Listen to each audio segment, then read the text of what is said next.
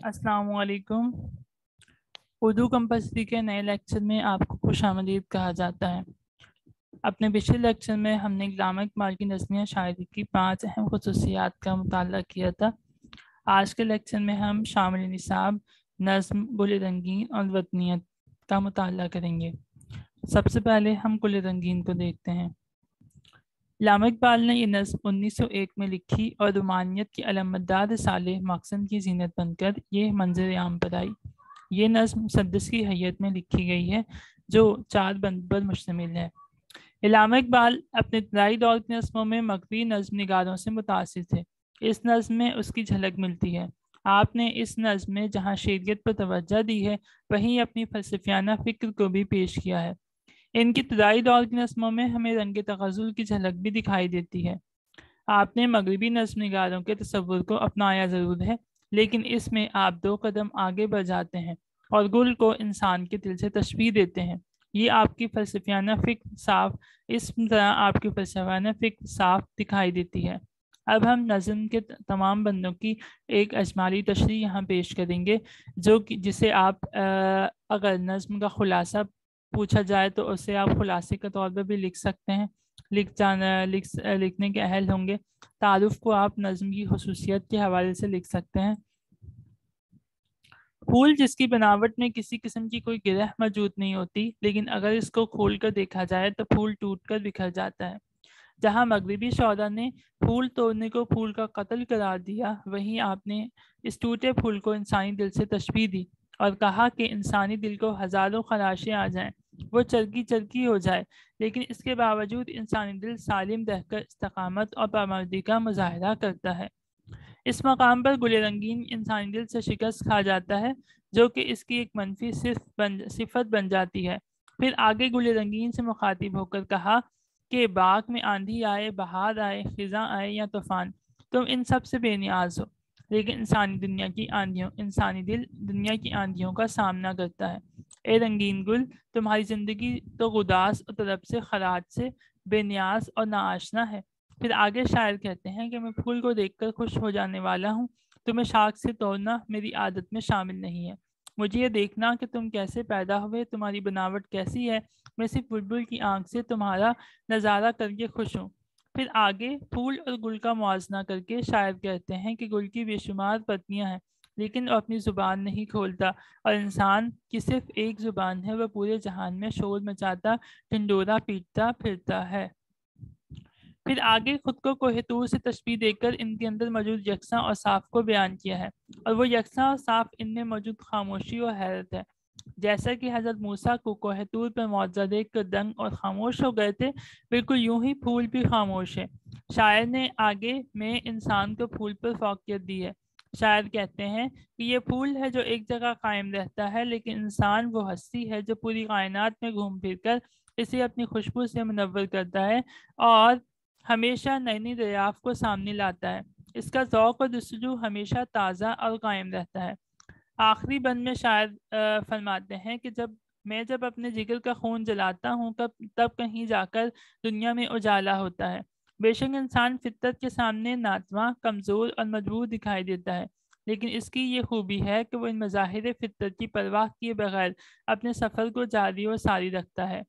शायर ने इंसान की हैरत को ईरान के एक बादशाह जमशेद के आईने में, जिसमें इसे पूरी कायनात दिखाई दे सकती थी, इससे तशबीह दी है कि इंसान इस आईने से कहीं ज़्यादा हैरत अंगेज और काबिल रश्क है। नज़्म के आखिरी अशार हास्ते कलाम है, जिसमें इंसान तरक्की कर लेता है तो इसकी चाल में एक मस्ती सी आ जाती है। इंसान की इस चाल को शायर ने घोड़े की जब किसी टाप पर घोड़ा खरामा खरामा नाचता हुआ हमें दिखाई देता है, अगर आपने कभी देखा हो तो घोड़े की चाल बहुत ही मस्त हो जाती है, वो बहुत ही आहिस्ता आहिस्ता जो है अपने कदम उठाता है। तो बिल्कुल शायर ने उससे जो है इंसानी चाल को तशबीह दी है कि जब वो कुछ नई चीज़ दरियाफ्त कर लेता है, कुछ नया हासिल कर लेता है, तो फिर उसकी चाल में भी वही खरामगी आ जाती है। यहाँ फिर नज़्म का इख्तिताम होता है। इस नज़्म का मरकज़ी ख़याल ये है कि इंसान के अंदर तलाश का मादा मौजूद है। फूल इस तलाश से बेनियाज है। اور انسان کے اندر یہ ادراک یعنی علم حاصل کرنے کی قوت ہمیشہ موجود رہتی ہے. وہ ایک جگہ ایک دفعہ کامیابی حاصل کر کے اس کامیابی پر صبر شکر کر کے بیٹھ نہیں جاتا، بلکہ نئے کامیابی کو تلاش کرنے کی دوڑ لگا دیتا ہے. یعنی نئی جو ہے کامیابی، اپنی زندگی کا نیا مقصد وہ تلاش کر دیتا ہے، پھر اسی سے اپنی زندگی کو آگے جیتا ہے. میں امید کرتا ہوں کہ نظم آپ کو سمجھ آئی ہوگی. اب ہم اگلی نظم وطنیت وطن بطور ایک سیاسی تصور. یہ نظم مسدس کی حیت میں لکھی گئی ہے اور اس میں بھی 4 بند موجود ہیں. ایسا لگتا ہے کہ نظم اس دور میں لکھی گئی جب علامہ اقبال یورپی اقوام کا گہرا مطالعہ کر چکے تھے اور ان کے تصور وطنیت کو سمجھ چکے تھے. اس نظم میں انہوں نے مسلمانوں کو یورپی تصور وطنیت کے برے نتائج سے آگاہ کیا ہے. علامہ اقبال اس تصور وطن کے شدید مخالف تھے اور کہتے ہیں کہ اگر وطن کو ایک سیاسی تصور کے طور پر استعمال کیا جائے تو وہ اسلام سے متصادم ہوتا ہے. آپ وطن کا بت بنا کر پوچھنے کی خلاف ورزی کرتے ہیں.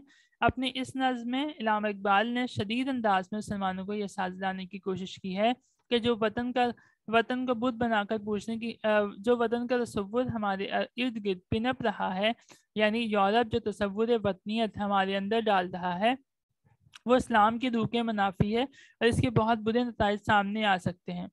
علامہ اقبال یورپ کے تصور وطن کو مسلمانوں بلکہ پوری انسانیت کے لیے ایک عظیم خطرہ سمجھتے تھے. نظم کے پہلے بند میں شاعر نے جام اور جم کے الگ الگ ہونے کی بات کرتے ہوئے آج کے دور میں حکومت، قومیت اور سیاست کے بارے میں بتایا ہے کہ آج کے دور میں پرانے طریقوں کو ترک کر کے نئے فرسودہ تصورات کو جنم دیا گیا ہے. مسلمانوں نے بھی اپنے کعبے کو چھوڑ کر نیا کعبہ تعمیر کر لیا ہے. جس طرح تہذیب کے نام پر نئے نئے بت تلاش کیے گئے ہیں. ان سب میں جو تصور سب سے زیادہ خطرناک اور جان لیوا ہے وہ تصور وطن ہے، جس کی پیروی کرنے کا مطلب اپنے مذہب کو چھوڑ دینا ہوگا. یہ نیا تصور دین محمدی کو ختم کرنے کی ایک سازش ہے. اے مسلمانوں، تمہاری قوت اللہ کی ذات اور تمہارا وطن دین اسلام ہے، لہٰذا تم اس نئی تہذیب سے ہوشیار رہو اور اسلام پر عمل کرتے ہوئے اس نئے بت کو پاش کر دو.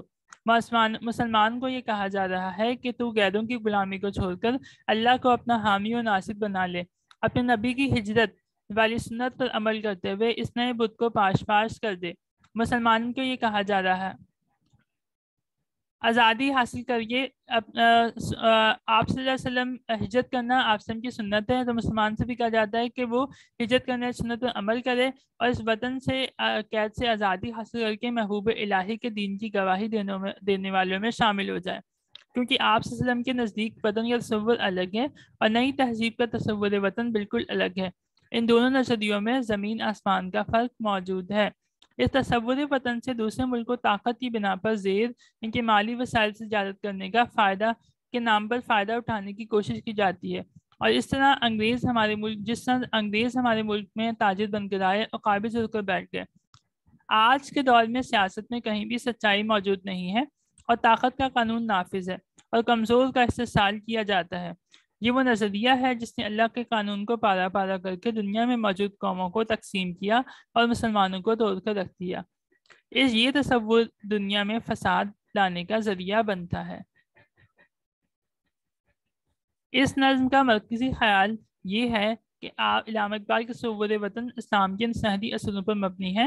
اس نظم میں اسلام کے اصولوں پر عمل کرنے اور انہیں مضبوطی سے تھامنے کی تلقین کی جا رہی ہے ایک طرح سے، تاکہ نئی تہذیب نے جو وطن کا تصور پیش کیا ہے اس کے چنگل میں پھنس کر مسلمان تباہ و برباد نہ ہو جائیں، ہو چکے ہیں مزید نہ ہو، اور وہ جاگیں اور دیکھیں کہ واقعی یہ تصور وطنیت جو ہے ہمیں اپنے اندر سے کھوکھلا کر رہا ہے.